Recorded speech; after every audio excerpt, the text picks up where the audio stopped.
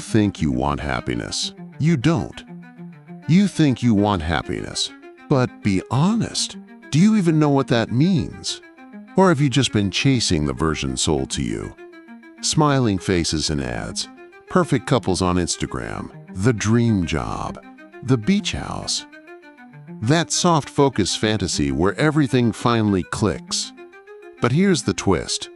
You don't actually want happiness. Not really. What you want is relief. From boredom, from pain, from the nagging voice in your head that says, "This isn't it." You want dopamine, not depth. Epicurus warned us about this trap centuries ago.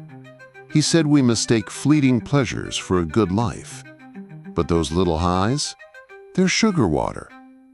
You're thirsty for something else. And you feel it, don't you? That emptiness right after the win, the new phone, the promotion, the compliment. It fades, and you're left hungry again. Because happiness, as we imagine it, isn't a destination. It's a mirage. A trick of the mind shaped by culture, algorithms, and a desperate need to escape discomfort. Real fulfillment? That's messier. It comes with friction, with pain, with choices that don't feel good in the moment, but carve meaning over time. Most people run from that. But you're here, listening. Which means maybe you're ready to stop chasing and start questioning. Because if happiness isn't the goal, then what is? Society sells you a counterfeit joy. They told you joy was a product, a smile in a commercial, a vacation photo, a shiny box arriving at your door, and you believed them because everyone around you did too. That's how the machine works. It packages happiness into things you can buy, wear, upgrade, and post. But here's the problem. It's not real. It's a knockoff, a counterfeit joy, mass-produced and sold at scale. And it almost works, just enough to keep you hooked. You feel a little rush, a little high, then it's gone. And you're back, scrolling, spending, searching for the next hit. Modern culture doesn't care if you're truly fulfilled. It needs you slightly dissatisfied. Always. That's how the system keeps spinning. It feeds you images of joy that look real but feel hollow. Smiling influencers selling serenity from Bali. Luxury brands whispering, "You've made it." But deep down you know better. The moment passes. The glow fades. The promised happiness turns into credit card debt and emotional hangovers. Think about it. How many times have you gotten what you thought you wanted only to feel nothing? That's the gap, the one no one talks about, the one the ads gloss over. Pascal saw it coming. He said we fill our lives with diversions to avoid sitting alone in a room with our own thoughts. And guess what? He was right. So here's the real question. If joy isn't out there, if it's not in the box, the brand, or the buzz, then where the hell is it? That's where we're going next. History repeats your inner sabotage loop. You think your self-doubt is personal, that your burnout, your guilt, your constant second-guessing is just a flaw in your wiring? It's not. It's ancient. You're reenacting a loop that's been running for thousands of years. Look at the stories we've told ourselves. Eve takes the fruit. Pandora opens the box. Icarus flies too close to the sun. Over and over, we frame human curiosity, ambition, and desire as a crime. And the punishment? Guilt, shame, collapse. Sound familiar? Fast forward to today. We've traded myth for metrics, emails instead of oracles, deadlines instead of commandments. But the story hasn't changed. You work yourself to exhaustion chasing success, then blame yourself for feeling empty. You crave more, then punish yourself for wanting it. It's the same loop, just with a sleeker interface.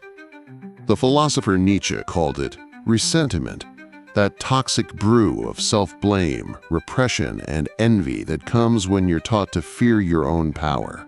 And society reinforces it. Be productive, but not too ambitious. Be confident, but don't take up too much space.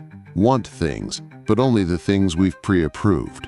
It's a psychological tug-of-war you can't win, and worse, you don't even know you're in it. But once you see the pattern, you can stop playing the role. You can rewrite the myth. You're not broken, you're repeating. The real question is, are you ready to step out of the loop, or will you keep playing your part? Carl Jung knew your shadow wants in. There's a part of you you've tried to bury. You dress it up, you laugh it off, you push it down and hope no one sees it, not even you. But it's still there, watching, waiting. Carl Jung called it the shadow, the side of you that holds everything you've disowned. Your rage, your jealousy, your lust, your selfishness, your wildness. The stuff that doesn't fit the good version of you, the version you were trained to present. But here's the catch. The more you repress it, the louder it gets. You can't outsmart the shadow. You can't meditate it away. What you ignore owns you. And that's how sabotage happens. You ghost people you love.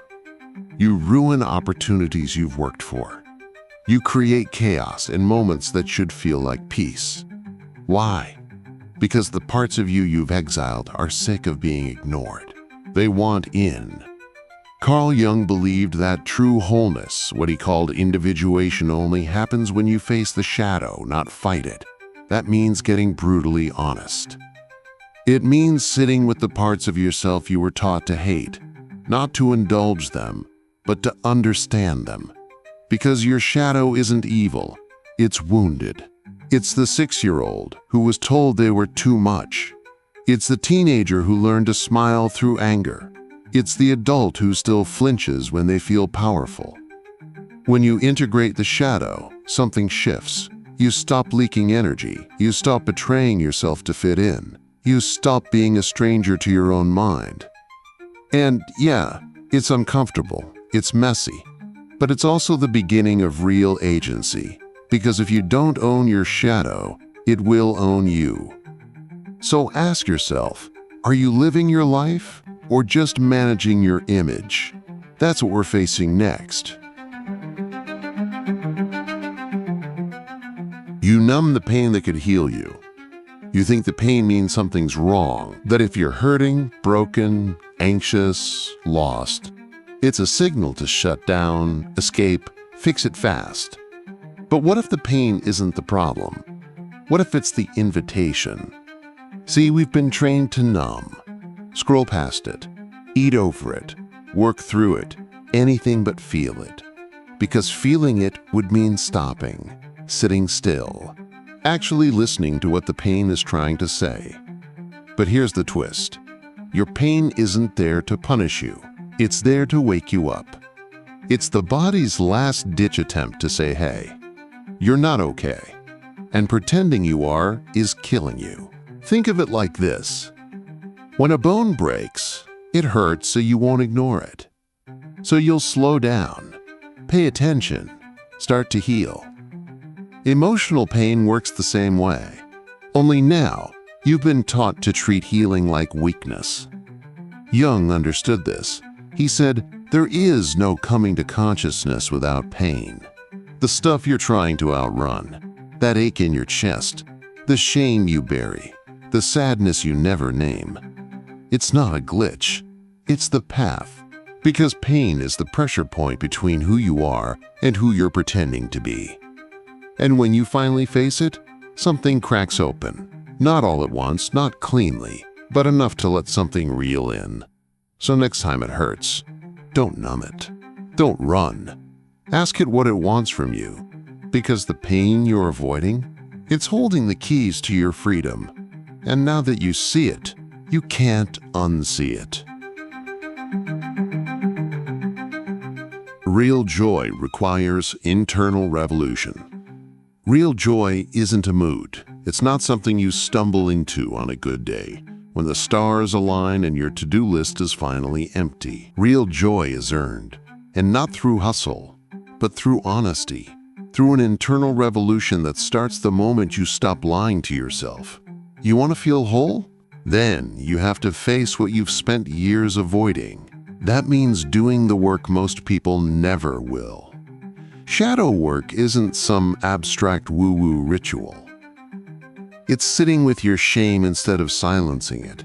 It's writing the stuff in your journal you're scared someone might read. It's noticing your envy and asking what it's trying to teach you. Jung called it active imagination, engaging the parts of yourself you usually exile, giving them voice, letting them speak, not to control you, but to complete you. And yeah, it's uncomfortable. Growth always is. That tight, anxious feeling when you confront a truth you've avoided? That's the stretch, that's the edge. And most people run from it. But if you can stay, if you can learn to breathe through discomfort instead of fleeing it, something changes. You stop outsourcing your peace. You stop performing for approval. You stop needing the world to validate you because you finally validated yourself. This is the work. Not easy, not pretty, but real. You're not here for shortcuts. You're here for depth. So take this seriously. Not later. Now. Because on the other side of this war with yourself is someone worth meeting. The problem isn't happiness. It's you. The truth? Happiness was never hiding. It's been here, quiet, simple, unglamorous, but you didn't want that version. You wanted the cinematic kind, the perfect high, the everything's finally okay moment. So when real joy showed up, raw, imperfect, subtle, you looked past it. Or worse, you ran. You say you want peace, but you keep choosing chaos. You say you want love, but you push it away when it gets too close. You sabotage the calm because part of you still believes you don't deserve it. Or maybe you're addicted to the drama, the striving, the next fix, because at least that feels familiar. The problem was never happiness. The problem is you, your fear of stillness, your refusal to be seen without the mask, your belief that joy has to be earned with suffering, status, or someone else's approval.